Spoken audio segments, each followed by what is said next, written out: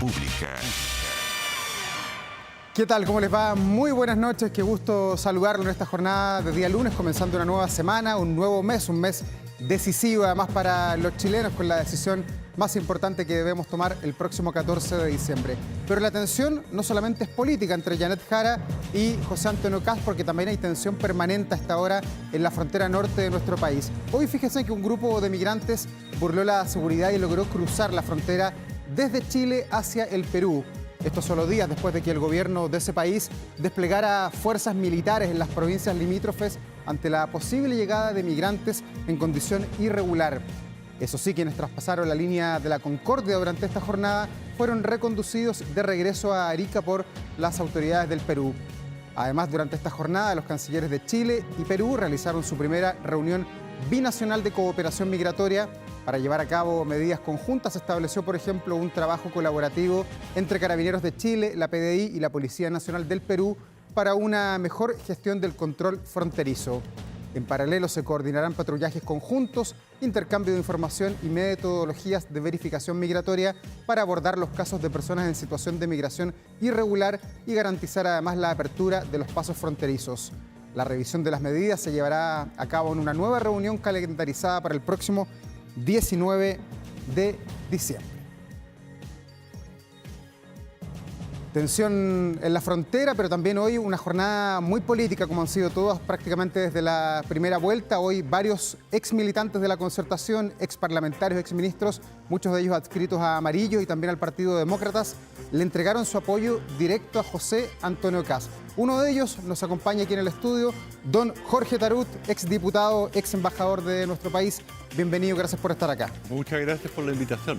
Bueno, ¿cómo se entiende este cruce que tiene usted hoy día que asegura que va a votar por José Antonio Kast pensando en su propia historia? Usted fue militante del PP tantos años, fundador en los tiempos todavía de dictadura. ¿Por qué hoy día está con alguien que los analistas apuntan como de ultraderecha? Mira, yo soy de formación socialdemócrata y lo voy a hacer hasta el último día de mis días. El tema es que hoy el país está mal, está muy mal. La delincuencia, como nunca en la historia, la inmigración irregular, la salud con los hospitales, ¿no es cierto?, que no tienen insumos para operar a los pacientes, con listas de espera de casi 3 millones de personas. Entonces, es una situación realmente muy difícil la que está viviendo nuestro país. Y te quiero decir que nuestro Consejo Nacional, realizado hace 15 días atrás, decidió en forma unánime no apoyar a la candidata del oficialismo, del continuismo. Y por lo tanto, en el día de hoy, la mayoría de la directiva de Demócrata, así como también las bases, están por apoyar a José Antonio Kast. Ya, pero usted, ¿qué tan cerca de las ideas, de los pensamientos de José Antonio Kast Mira, se siente? Más allá de lo que me diga usted, que en el fondo votan por algo que no les gusta tanto, pero lo otro era peor, de acuerdo a lo que usted nos dice. Mira, tuvimos muchas diferencias en la Cámara. Estuvimos 16 años en la Cámara con José Antonio Kast. Pero esas diferencias hoy día tenemos que dejarlas de lado, porque el país está mal. Hay que hacerlo por el país, por Chile, para que levantemos nuevamente a nuestro país. Ese es el objetivo. Ahora, también tuvimos temas en común con José Antonio, porque resulta de que defendimos con fuerza a los venezolanos que luchan contra una dictadura, mientras el diputado Boris a rajatabla le da apoyo, incluso más. Fue donde el presidente Biden a pedirle, ¿no es cierto?, que levante las sanciones contra el dictador. Bueno, esa es la realidad. Entonces, si bien tuvimos muchas diferencias, hoy día se trata de Chile, de hacer lo que ser, de volver, ¿no es cierto?, la inversión, el empleo, terminar con la delincuencia no es dable. O sea, eso va a tomar tiempo. No es una cuestión de un día para otro. O sea, que la gente no espere que en 6 meses la delincuencia se acabó. Porque ingresó a nuestro país. Hay 13 bandas criminales organizadas que ingresaron a nuestro territorio y que operan en nuestro territorio. Como por ejemplo el Tren de Aragua, cuando funcionarios de la PDI denunciaron su presencia, salió inmediatamente el gobierno a desmentirlo. Y resulta que esos mismos, mandados por Diosdado Cabello, vinieron a nuestro territorio violando nuestra soberanía y asesinaron al teniente Ojeda. O sea, estamos viviendo una situación muy difícil y por lo tanto tenemos que trabajar en conjunto, con unidad, pensando en Chile. Jorge, ¿y qué tanto comparten ustedes el programa de gobierno que tiene José Antonio Kast? Porque claro, usted nos dice que van a votar por él porque hay dos alternativas nomás, el voto es dual, el que vamos a tener el 14 de diciembre. Mira, ¿Pero lo convence el programa que él tiene? Hace 15 días atrás nosotros nos reunimos con Jimena Rincón, con algunos diputados nuestros y varios especialistas, durante 2 horas con José Antonio Kast. Y le presentamos nuestras propuestas. Él anotaba todo y además consentía en muchas de las propuestas que hizo Demócrata. ¿Y las diferencias? Por lo tanto, de esa reunión nosotros nos fuimos bastante satisfechos, ¿ya? Y por lo tanto hemos decidido darle el apoyo. ¿Pero cuáles son las diferencias que tienen hoy día con él? Por ejemplo, la visión que él tiene en tema de derechos humanos. Todo lo que se ha hablado estos últimos días sobre Punta Peuco, el eventual indulto a Krasnov. ¿Lo apoyarían si es que él lo hace? Mira, el tema de Krasnov, el tema de derechos humanos es importante para nuestro país, sin ningún lugar a duda. Pero también basar solo en eso un tema, ¿no es cierto?, que es más amplio, que es más grande, que el país completo, a mí no me parece. ¿Ya? Y Krasnov, bueno, tiene que cumplir sus penas como la han cumplido y la están cumpliendo la mayoría. ¿Qué costo tiene para usted apoyar hoy día a José Antonio Kast? Pienso en todo lo que pasó durante la semana pasada con la famosa fotografía del presidente Frei. Usted es de la misma raíz, viene de la concertación también. Mira, escuchar el lenguaje en contra de un gran presidente como Eduardo Frei, a mí me dolió francamente. Eduardo Frei fue un gran presidente que abrió Chile al mundo. Gracias a él ingresamos al APEC en 1994, en Bogor, Indonesia. También se iniciaron los tratados comerciales importantes para Chile. ¿Por qué? Porque dan trabajo. Entonces, escuchar ese lenguaje tan duro en su contra, la verdad es que es doloroso en contra de un expresidente como él, que fue un gran presidente. Ya. ¿Y no teme que le pase lo mismo a usted y a otros exministros, exparlamentarios que hoy día cruzaron este charco que para muchos es difícil, cruzar y apoyar a alguien de derecha no es una decisión fácil en política? Bueno, nunca las decisiones son fáciles en política, pero hay que pensar en Chile primero. Y los que no piensan en Chile primero, la verdad es que no deberían estar en política, lo digo francamente. Yo espero, por ejemplo, que quienes sean oposición piensen en el país. Porque también, ¿no es cierto?, desentenderse, decir, mire, yo no voto, es desentenderse del futuro. Y a mí eso no me parece. Ahora, en todas las elecciones, evidentemente que hay votos en blanco, ¿ya? Pero a mí no me parece una actitud con Chile. Y eso yo no lo comparto para nada. Jorge, ¿y qué tan mayoritario es el apoyo directo a José Antonio Kast de los militantes de Demócratas? Porque hoy día hubo un gran ausente en la reunión, el senador Matías Walker. Bueno, Matías tiene todo su derecho, ¿no es cierto?, de tener su opinión. Pero yo diría que la inmensa mayoría de los militantes y también la casi totalidad de la directiva, estamos en la misma postura. Ya, pero el que él se haya arrestado pensando que es un senador de la República y Demócrata tiene son solo dos, él y Jimena Rincón. Está en su derecho. ¿Es un complejo fuerte? Está en su derecho de hacerlo, digamos, cada uno es dueño de sus propias decisiones políticas. Ya, ¿pero respetan su decisión? Por supuesto, por supuesto que lo respetamos y tenemos aprecio por Matías y él tomará su decisión. Ya. Si José Antonio Kast es electo en 2 semanas más, ¿esperan ustedes como partido integrarse al gobierno o son cosas distintas apoyar e integrarse? A ver, nosotros no hemos conversado ese tema entre nosotros. El apoyo, ¿no es cierto?, no es con condiciones ni nada, sino que, como te lo digo nuevamente, lo hacemos por el país, pensando en Chile, pensando en la gente que ha sido más perjudicada, que son los más vulnerables de nuestro país, nuestra clase media. Han sufrido, ¿no es cierto?, las consecuencias con la economía, ¿no es cierto? Un país que queda muy endeudado por lo demás, muy endeudado, con miles de millones de dólares que se van a pagar solo en intereses. O sea, la situación del próximo gobierno es difícil, es muy difícil. Y la gente evidentemente es muy inmediatista, quiere resultados de inmediato. Eso no es posible lograrlo de inmediato. La delincuencia tú no la vas a derrotar en 6 meses. Es un tema larguísimo. Jorge, usted ha sido bien crítico en esta entrevista, en los pocos minutos que llevamos con el gobierno del presidente Gabriel Boric. ¿Por qué no apoya a Yanet Jara, si ella ha dicho en reiteradas oportunidades que ella no es continuadora de este gobierno, que va a aplicar recetas distintas para los problemas y los dolores que tienen los chilenos. Bueno, ¿Qué no le gusta de ella en el fondo? es natural, ¿no es cierto?, que la candidata del oficialismo se distancie de un gobierno que está muy mal evaluado. Y por lo tanto, ellos mismos le dijeron al presidente Boric que mejor no se meta más. Se lo dijeron clarito. Bueno, mire, los candidatos tienen que hacer su pega, tienen que hacer su trabajo. Ella ha tenido problemas con su propio partido, la verdad, porque si había un partido ordenado en Chile, disciplinado, era el Partido Comunista.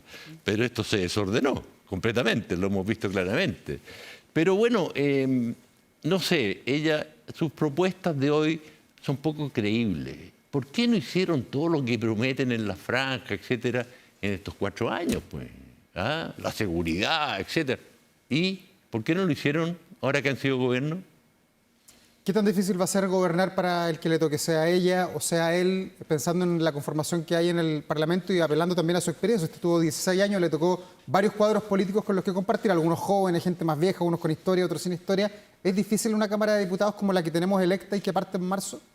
Yo espero que la próxima Cámara de Diputados sea más responsable, porque la que hemos visto durante este periodo, en donde hay una tremenda agresividad, que eso no le ayuda no solo a la Cámara, no le ayuda a la democracia. Yo conocí una Cámara en donde se discutía, se debatía, pero había respeto entre los propios colegas. Y eso se ha perdido. Y eso es malo para nosotros, para todo el país es malo. Ahora, por algo que en todas las encuestas la evaluación del Congreso no es buena, es bien bajita. ¿Qué viene para Demócratas desde marzo? Está, de acuerdo a los últimos resultados electorales, condenado a desaparecer, al igual que otras fuerzas políticas de nuestro país. ¿Ustedes, los que quieran reagruparse, juntarse con los amarillos, con Evópoli, dónde ve el futuro del partido? Si es que tiene futuro o fue instrumental a lo mejor solamente para el periodo de la Convención Constitucional. No, lamentablemente no obtuvimos el 5%. Incluso partidos históricos como el Partido Radical, ¿no es cierto?, que tuvieron varios presidentes. Fue un ciclo, pero nosotros vamos a continuar como movimiento. Y ahí vamos, ¿no es cierto?, a pensar si volvemos a inscribir al partido.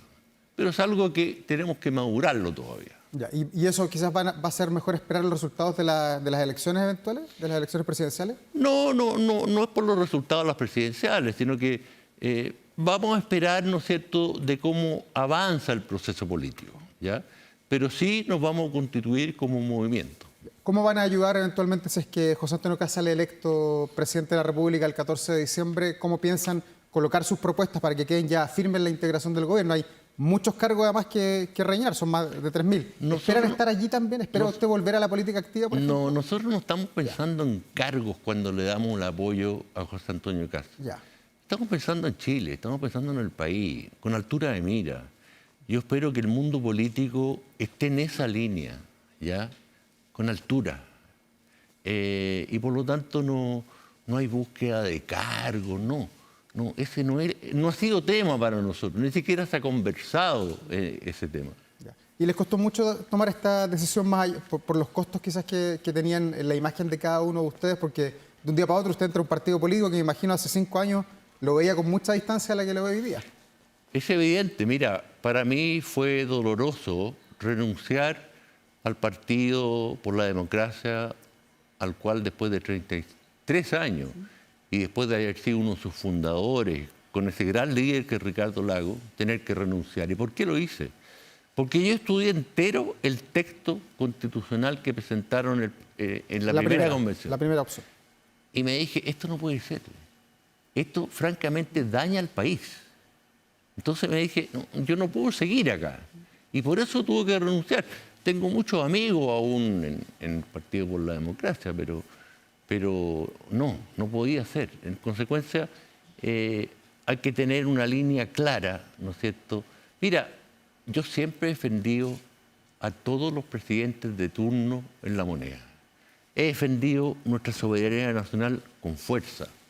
He defendido siempre los intereses de Chile, más allá de lo que puedan pensar un partido u otro o el partido mío.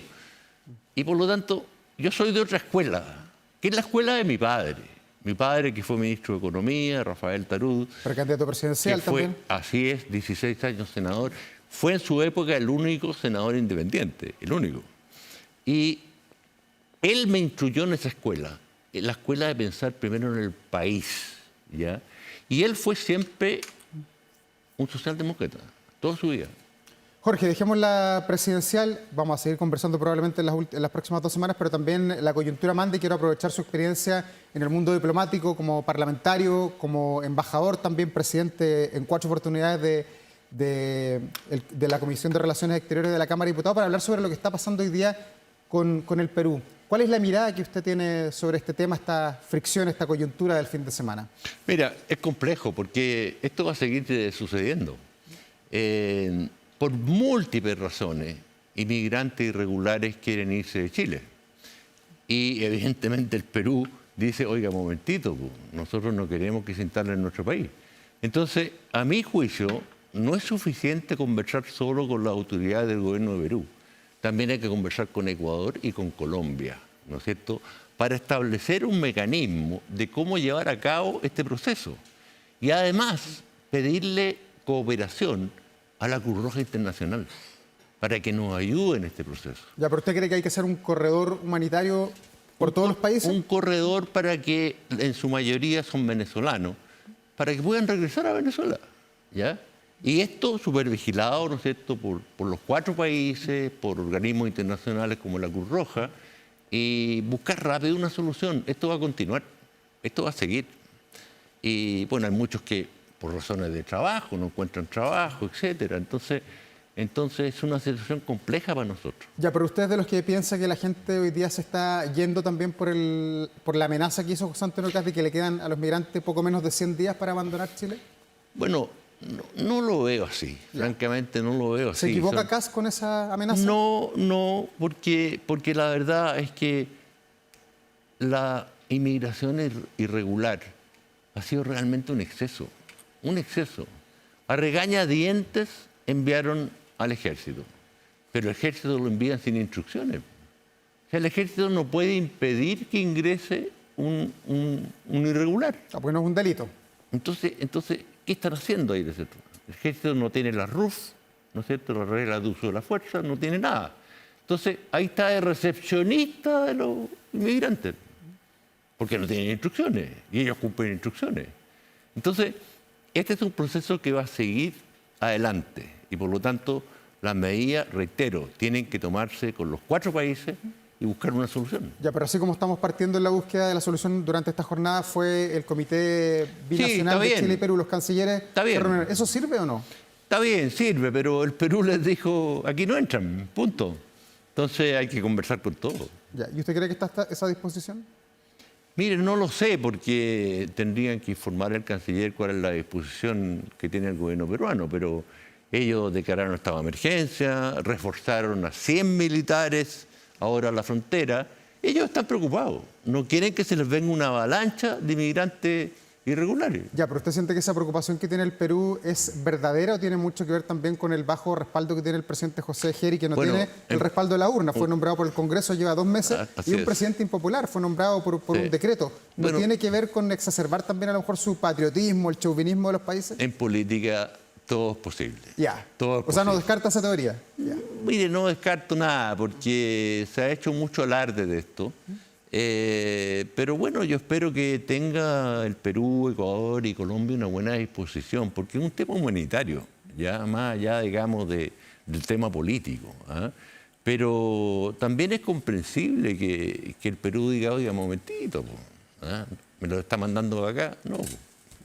¿Y cuánto de la salida definitiva de este problema que tenemos hoy día con Perú tiene que ver con Donald Trump y Nicolás Maduro, con lo que pasa allá arriba con las negociaciones? A ver, Maduro ha sido responsable, digamos, de toda la emigración de más de 7 millones de venezolanos. Una diáspora gigantesca en Por toda América supuesto, Latina. o sea, él tiene una responsabilidad mayor en esto. Donald Trump no lo veo que podría tener como responsabilidad en esto, no lo veo. Él está trabajando con su país la emigración, de la forma que nos guste o no nos guste, pero él lo está haciendo en su país. Y nosotros tenemos que tomar nuestras propias disposiciones, reitero. Sí, pero mi pregunta, perdón, Jorge, apuntaba a que Donald Trump tiene hoy día militarizado todo el Mar Caribe y algo está pasando. Hay tensión en el mundo, todos los días lo informamos. Dice que habló con Nicolás Maduro y el mundo está mirando qué pasa allí. Si detiene a Nicolás Maduro, si hay una negociación que le permita la salida y que eso eventualmente podría destrabar lo que pasa hoy día en las fronteras. Bueno, a ver, la comunidad internacional en general, la Unión Europea, han guardado silencio frente a este hecho de Venezuela y de, digamos, el movimiento de tropas que ha hecho Estados Unidos. El hecho que se le declare, ¿no es cierto?, de que son de esta banda de los soles, ¿no es cierto? El cartel de los soles. El cartel de los soles es un tema interno en Estados Unidos que le da una justificación para actuar, ¿ya?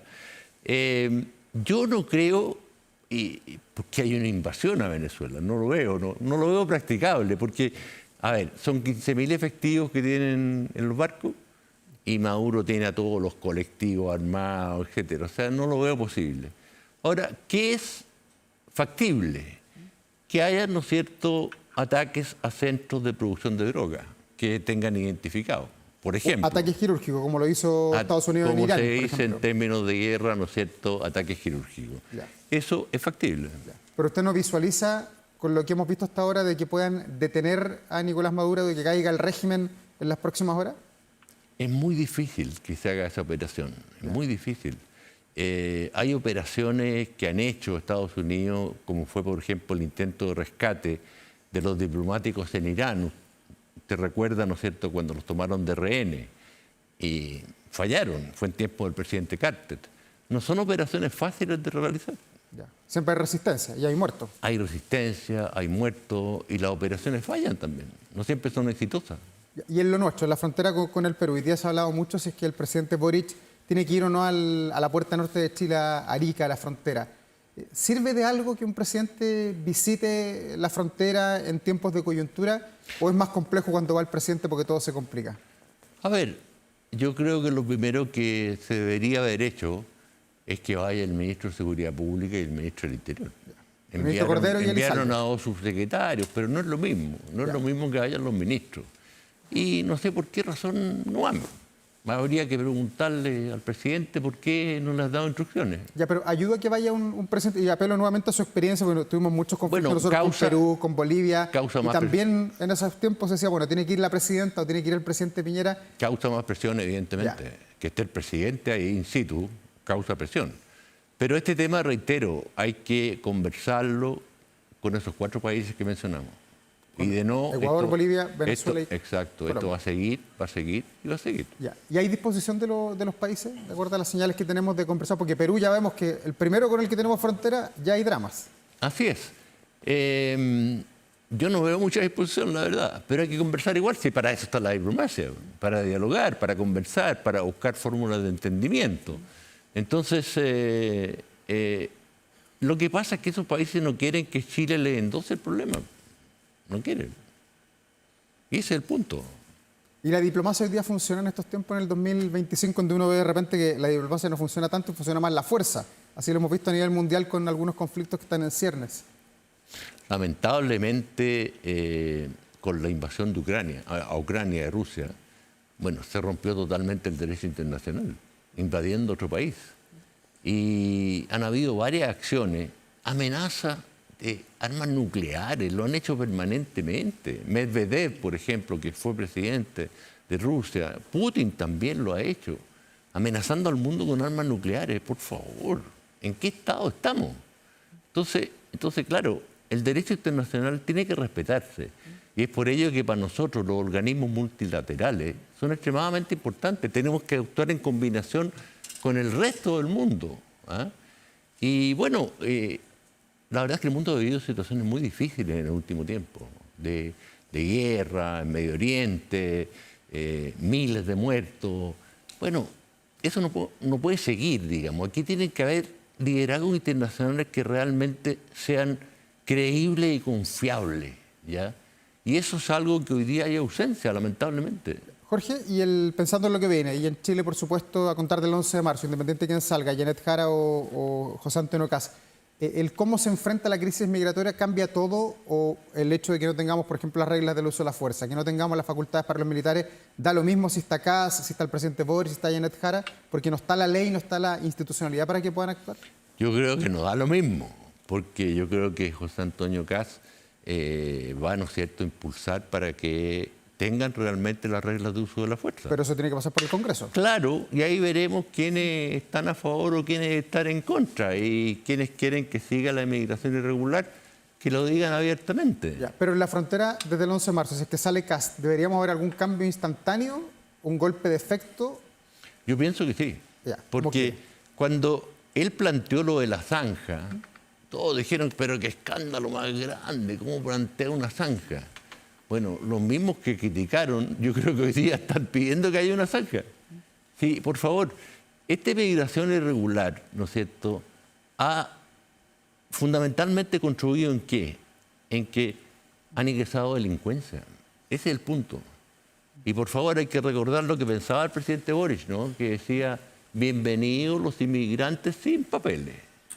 Y agregaba, el problema es que hay muchos chilenos. Bueno, ¿qué más se puede decir? Jorge, ¿usted es partidario de que Chile se salga del Tratado de Ottawa y vuelva a poner minas antipersonales en la frontera, que también lo hemos escuchado como idea de algunos parlamentarios incluso, en la frontera con Bolivia y con el Perú? Son 164 países que han firmado la Convención de Ottawa. Ya. Ningún país del mundo se defiende la inmigración ilegal con bombas antipersonal. Ninguno. Ahora, hay 5 países que por otras razones, en el caso de Polonia, que han pensado en retirarse, pero es por el temor a una invasión rusa, que es muy diferente, no es por la inmigración. Al contrario, Polonia abrió sus puertas de par en par para que entren los ucranianos, de par en par, sin control alguno.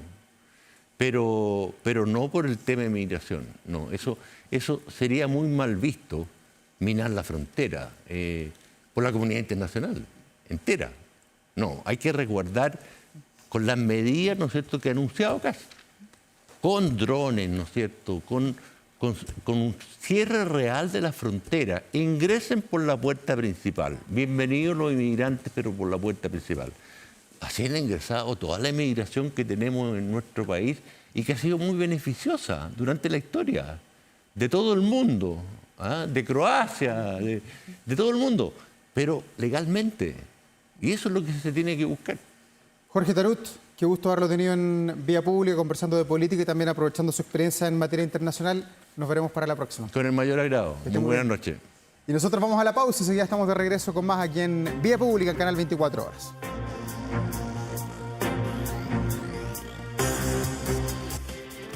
Ya hemos conversado sobre la política, lo que está pasando en las fronteras y vamos a cambiar de tema con algo que tiene que ver con la modernidad, con los desafíos además que tiene Chile y el mundo, que es la inteligencia artificial, porque se ha estado desarrollando desde hoy y hasta el viernes la Semana de la Inteligencia Artificial en la Universidad Alberto Hurtado. Queremos conversar sobre ese tema y para eso nos acompaña aquí Antonia Larraín, vicerrectora académica de la Universidad Alberto Hurtado. Bienvenida, Antonia, gracias por venir. Buenas noches, gracias por la invitación. Bueno, sé que tienen varios programas de varias mesas de conversación también de aquí al viernes. Lo primero es, ¿cuántas miradas hay sobre la inteligencia artificial desde las universidades? ¿Hay muchas formas de aproximarse o no? Hay muchas formas de aproximarse y sobre todo diría que las universidades hoy en día están muy interpeladas por la transformación social que implica la inteligencia artificial y debiera ser una institución que está llamada a jugar un rol fundamental, ¿cierto? No solamente evidentemente por la formación, y ahí hay distintas miradas en el ámbito de la formación, sino que también por el rol que tenemos las universidades en la investigación, que también tiene distintas miradas. Imagínate lo que significa para la creación artística, para la medicina, para la salud, etcétera, y también los procesos de innovación. Entonces, las universidades somos instituciones que están como holísticamente interpeladas por lo que significa hoy en día la irrupción de la inteligencia artificial, particularmente la inteligencia artificial generativa en la sociedad. Ya, pero ¿son miradas solamente técnicas o también hay un componente ideológico a la hora de mirar si es que nos sirve o no nos sirve la inteligencia artificial? O sea, yo creo que siempre hay componentes ideológicos, pero lo importante acá es que la irrupción de la inteligencia artificial en la sociedad no es solamente una cuestión técnica. involucra, por supuesto, tecnología, pero es un cambio fundamentalmente social que tiene implicancias políticas, que tiene implicancias en los modos en que nos relacionamos y convivimos y también en los modos como resolvemos nuestros problemas. Y por tanto, por supuesto que hay distintas perspectivas que son importantes, que son necesarias.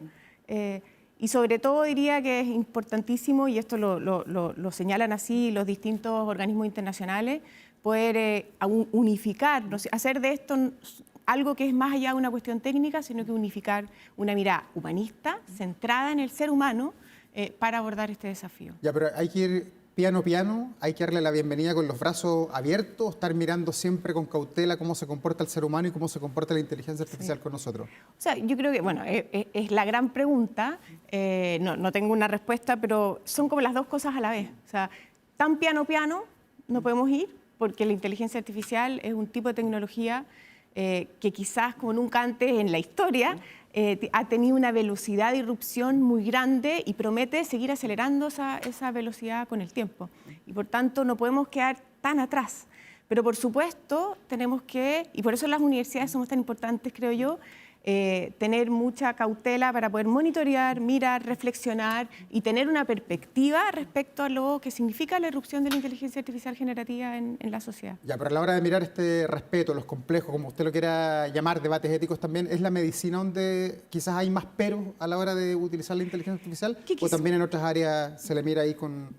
Yo creo que en todas las áreas hay desafíos muy importantes. Por supuesto, en la medicina, que estamos hablando de un tema de vida o muerte, un tema ético, en los casos claro, que hay vida o muerte, es una cuestión muy fundamental, pero también en la psicología, soy psicóloga, así que vengo de esa disciplina, hay una gran discusión respecto al uso de la inteligencia artificial en la salud mental, los riesgos que se implica. Pero también, como te mencionaba antes, por ejemplo, a propósito de la creación artística, todo lo que significa la interpelación de la autoría, de la propiedad intelectual.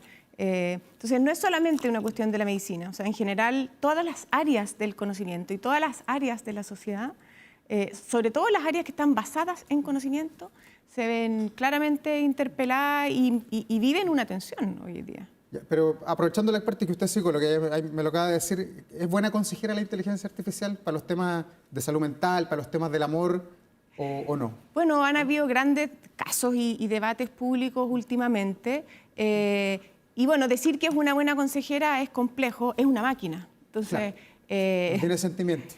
Claro, y no puede hacerse responsable por el otro. Y en la psicología y en la salud mental eso es muy importante, poder hacerse responsable por el cuidado del otro. Pero por supuesto que nosotros tenemos en el fondo un desafío en términos de salud mental porque hay un gran porcentaje de la población que no accede quizás a veces a cuestiones muy básicas. Y en eso la inteligencia artificial sí puede ayudar y lo que tenemos que hacer, colaborar ahí, las personas que producen tecnología con profesionales de la salud mental, entre otros, es poder producir soluciones tecnológicas que puedan abordar los riesgos que esto implica, pero maximizar los beneficios. Antonio, vamos a la educación superior, que es lo que tiene mayor competencia con la Universidad Alberto Hurtado. ¿Qué tan complejo ha sido para los profes que estaban acostumbrados a hacer las clases de otra manera, tener que incorporar estas nuevas tecnologías y también adaptarlas de manera entretenida para los alumnos que probablemente también tienen celular y pueden consultar a sus teléfonos por algunos temas? Exactamente. Bueno, las investigaciones internacionales ya en el año 2023 señalaban que un tercio de los estudiantes universitarios usaban diariamente inteligencia artificial y ahora, por supuesto, es más. También docentes. Y yo diría que el desafío más importante, más que usar la inteligencia artificial para hacer las clases entretenidas, es que la inteligencia artificial generativa es una técnica de cognición y transforma entonces las maneras en que producimos conocimiento y en que desarrollamos las habilidades cognitivas. Y eso es muy desafiante. Y por tanto, claro, como profesores y profesoras a cargo, no solamente en el ámbito de la educación superior, pero también escolar, enfrentamos el desafío de cómo hacer que los y las estudiantes puedan maximizar sus capacidades de aprendizaje a través de la inteligencia artificial y ahorrar tiempo en lo que pueden ahorrar tiempo y no tiene sentido que puedan hacer gastando el doble, digamos, de tiempo, pero por supuesto cuidando que desarrollen las competencias que estamos comprometidos como universidad a ofrecer a la sociedad. Y ahí está el mayor desafío para el profe, para hacerse entretenido enseñando y no que la gente, porque hoy día uno encuentra acá en el teléfono, encuentra todo. O sea, entretenido, claro, para darle un valor agregado. No solamente entretenido, sino que también muchas veces desafiante. Y de hecho, toda la literatura lo que señala es que hoy en día la educación superior, pero en general la educación, más que entregar información, bueno, esto es algo que sabemos de hace mucho tiempo, pero ahora es más urgente, lo que tiene que hacer es hacer lo que las máquinas por ahora no hacen tan bien, que es en el fondo poner a las personas a interactuar, ¿no es cierto?, a pensar en conjunto, a resolver problemas, ojalá de distintas disciplinas, y en ese sentido a movilizar el conocimiento y no solamente obtener información. ¿Y el marco jurídico en Chile cómo está para hacer todas estas cosas que ustedes quieren desarrollar? Bueno, digamos, no, desde el punto de vista de la educación superior, en Chile, más que el marco jurídico, desde el punto de vista de las políticas, tenemos una política nacional de inteligencia artificial que mandata al sistema de educación superior a hacerse cargo, a contribuir al desarrollo de capacidades. Pero, por supuesto, todo lo que tiene que ver con protección de datos personales es lo que más tensiona el uso de la inteligencia artificial hoy día. Nosotros tenemos una ley, además, que va a entrar en vigencia muy pronto, y eso sí tiene a las universidades con un desafío muy grande. Y las universidades en Chile, que necesitamos desarrollar lineamientos, políticas para la inteligencia artificial, una de las cuestiones más importantes es cómo podemos enfrentar el desafío de proteger los datos que usan nuestros estudiantes y también profesores y profesoras para enseñar. Y en todos estos paneles de conversación que partieron hoy lunes hasta el viernes, que son muchos, con mucha gente hablando de diferentes temas, me imagino que también están mirando las experiencias de otros países desarrollando la inteligencia artificial, y ahí uno se pregunta cómo estamos, cómo está Chile versus Argentina, versus Inglaterra, versus los Estados Unidos. ¿Estamos bien? ¿Estamos en el camino correcto, en la senda del éxito para aprovechar bien la inteligencia artificial, o nos falta mucho y hay otros países que andan como avión? O sea, desde el punto de vista regional estamos bien, ¿no es cierto? Ya. En el sentido que hay en distintas áreas, vamos adelante y por supuesto tenemos desafíos. Ahora, evidentemente a nivel mundial estamos mucho más atrasados y tenemos desafíos muy importantes. Sobre todo, diría yo, y eso es lo que muestra en el fondo distintos informes de readiness de inteligencia artificial, quizás lo más desafiante para un país como Chile es el ecosistema de innovación y el financiamiento para el ecosistema de innovación, que es muy importante para la adopción de la inteligencia artificial en la sociedad. Desde el punto de vista de, por ejemplo, nosotros desde el punto de vista de Internet vamos adelante en Latinoamérica, pero desde el punto de vista de la disponibilidad de los datos vamos más atrás, ¿no es cierto? Y así, ¿no? O sea, hay distintos desafíos. Entonces, claro, en términos en relación a Latinoamérica, digamos, tenemos ciertas ventajas comparativas, igual tenemos desafíos, pero en relación al resto del mundo, por supuesto que es más difícil. De todo lo que tienen para esta semana, ¿qué es lo más destacado, lo que a ustedes les parece como los puntos altos de este seminario, de esta semana de la inteligencia artificial? Tenemos muchísimas actividades que son muy, muy interesantes, pero yo diría en términos generales, bueno, tenemos la conferencia de la presidenta de la Comisión de Inteligencia Artificial de la Universidad de Deusto, que va a abordar los sesgos en el fondo de los algoritmos, sobre todo desde una perspectiva de género. Nosotros tenemos dedicada la Semana de la Inteligencia Artificial a las pioneras o algunas pioneras de la inteligencia artificial que han sido olvidadas en la historia, así que hay varias ponencias que resaltan en una perspectiva de feminismo de datos. Tenemos también la participación de la Asociación Chilena de Seguridad, que va a estar hablando no solamente de lo que significa la inteligencia artificial en el mundo del trabajo, sino que también la innovación, sobre todo en áreas de la salud. Tenemos conferencias a propósito de los desafíos en el arte y todo lo que tiene que ver con los medios, por supuesto en temas de educación superior, lo que significa la investigación. Así que en realidad yo los dejo invitados porque tenemos un programa súper rico que aborda las distintas áreas de la sociedad. Tenemos también mañana una conferencia de Paz Maquena que va a contar cómo el Hogar de Cristo, o sea, como organizaciones de la sociedad civil, adoptan la inteligencia artificial para su misión y sus objetivos, que eso es muy importante para nosotros. O sea, nosotros tenemos el lema de inteligencia artificial para el bien común y lo que nos interesa contribuir como universidad, como una universidad que preferentemente ha estado dedicada a humanidades, artes y ciencias sociales, es entender que la inteligencia artificial requiere una mirada humanista y un conocimiento profundo de la vida social para que logremos que esté en función del bien común. Ya, pero la inteligencia artificial va a reemplazar a los trabajadores, que es de repente el temor que muchos tienen, va a dominar el mundo de alguna manera. ¿Eso O sea, es yo irreversible? no lo sé, pero hoy día tuvimos una conferencia del Centro Nacional de Inteligencia Artificial y la SOFOFA que estuvieron exponiendo su estudio respecto al futuro del mercado laboral, y ese estudio lo que señala es que no van a desaparecer profesiones, pero por supuesto van a transformarse en la medida en que hay muchos aspectos del trabajo de las distintas profesiones con distinto nivel que se van a acelerar, y eso va a liberar tiempo de las personas para hacer otras cosas. Eso va a transformar el trabajo, también las relaciones familiares y de cuidado, y eso tiene un potencial enorme para nosotros. De hecho, los organismos internacionales sugieren, y el estudio de CENIA también es coherente con eso, que los países podrían tener un aumento de un 12% del Producto Interno Bruto respecto a eso. Ahora, eso implica que las universidades son instituciones, como decía antes, muy interpeladas, porque tenemos que formar para un futuro que todavía no está aquí, ¿no? Está aquí parcialmente, y por tanto tenemos que participar, y por eso esta semana la inteligencia artificial con la sociedad, en imaginar la sociedad del futuro, porque necesitamos imaginar la universidad del presente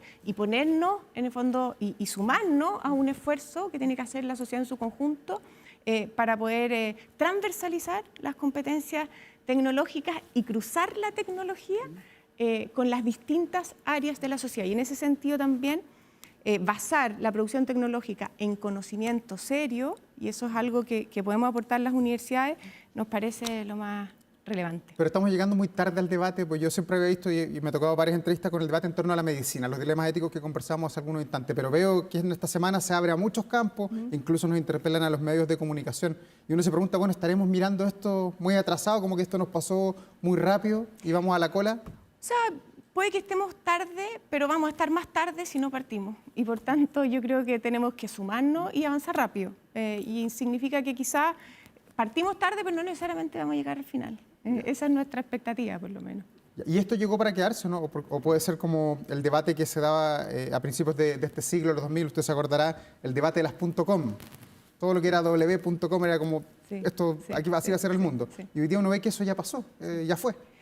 O sea, bueno, y de hecho hay alertas en el mundo económico, ¿no es cierto?, planteando en qué medida también pueden haber burbujas en todo lo que es la inversión en inteligencia artificial hoy día, que es millonaria.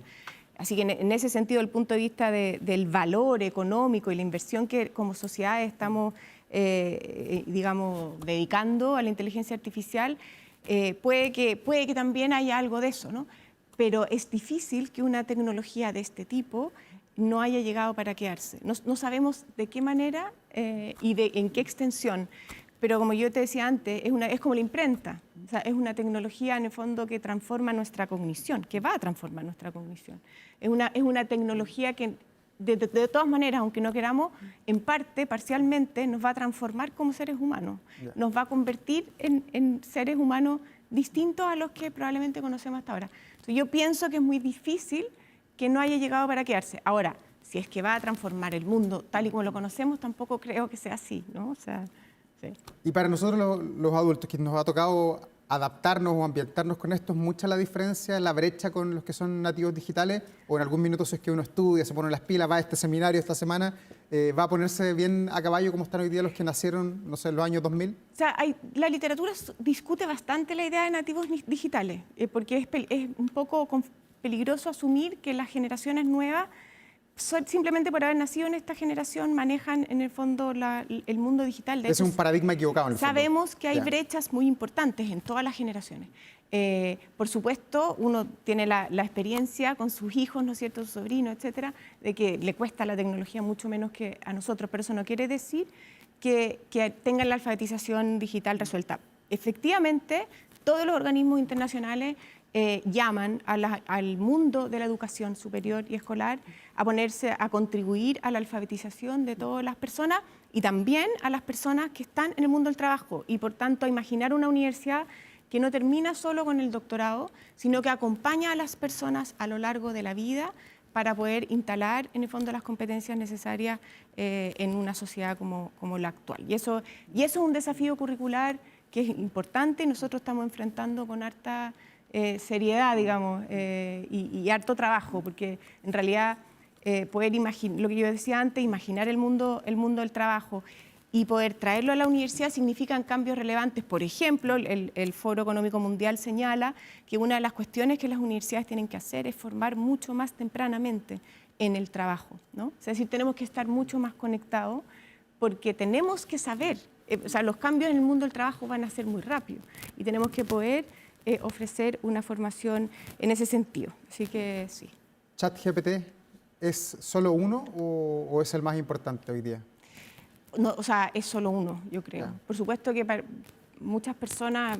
Porque muchos le preguntan ahí cosas, me duele la cabeza, preguntan sí, ahí. me incluyo, pero hay muchas herramientas, hay herramientas cada vez más especializadas y por tanto yo creo que es solo uno, aunque de todas maneras es uno de los más conocidos y con mayor cantidad de usuarios. Ya, Antonia, lo último, la gente que no va a ir al seminario, ¿va a quedar esto digital, en YouTube, en algunas plataformas para ver? Todas las conferencias van a estar y están las de hoy disponibles en el canal de la Universidad Alberto Hurtado en YouTube, UHTV. Antonia Larraín, vicerrectora académica de la Universidad Alberto Hurtado, muchas gracias por estar aquí en Vía Pública esta noche. Gracias a ti, buenas noches. Gracias. Y ya estamos de regreso en este Vía Pública, terminando esta jornada de día lunes 1 de diciembre. Y vaya que cuesta creer que ya estemos en diciembre, en ambiente navideño, en un año 2025, con muchas noticias que ha pasado volando y que está a la espera además de la gran noticia política que vamos a tener el próximo 14 de diciembre. Pero también hay más informaciones que queremos compartir a esta hora con ustedes y que se publican en 24horas.cl. Alerta epidemiológica en Chile por aumento de casos de sarampión en la Argentina, en la República Argentina. El Ministerio de Salud ha reforzado el llamado a la vacunación.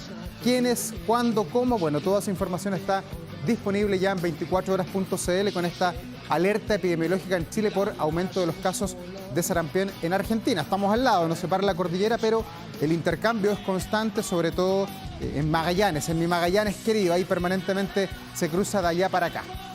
Tenemos el tiempo también con ustedes. Hoy Santiago estuvo bien caluroso, anduvimos cerquita de los 30 grados, pero mañana a sufrir 32, 33 para el día miércoles, 30 para el jueves, y esto va a ser ya cada vez más permanente porque para que empiece el verano quedan un par de días nomás, así es que los 30 grados, 38, 37 probablemente tendremos por ahí por enero, así que a prepararse y a cuidarse también en la zona central por los incendios forestales que van a ser bien complejos durante esta temporada estival.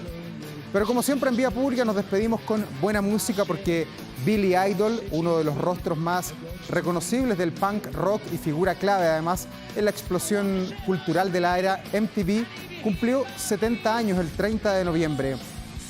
A 7 décadas de su nacimiento en 1955, su carrera continúa aún en movimiento y es que su imagen rubio platinado, usted lo ve allí, chaqueta de cuero, ceño levantado, se volvió una marca registrada de MTV, donde su estética videoclipera definió también a toda una generación. Idol comenzó su historia musical en 1976 como parte de la escena punk londinense. Tras un breve paso como guitarrista en la banda Chelsea, dio el primer gran salto al formar Generación X junto a Tony James.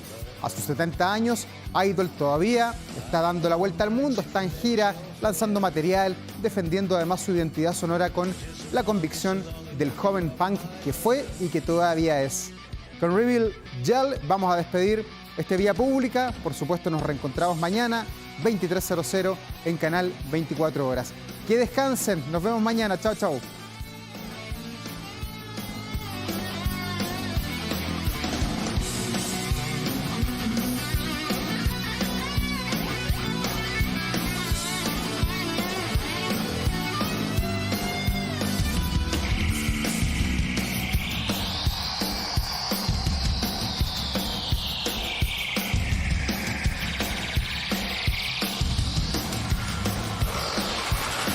Do you feel alright? I feel alright. Do you feel alright?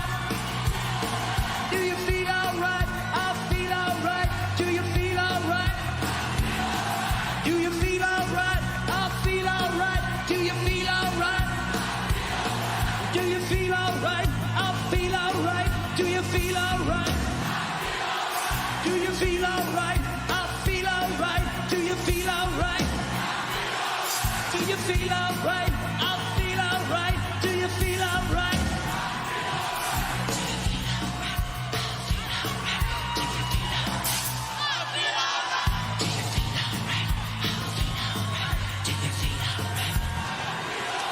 Do you feel alright? I feel alright. Do you feel alright?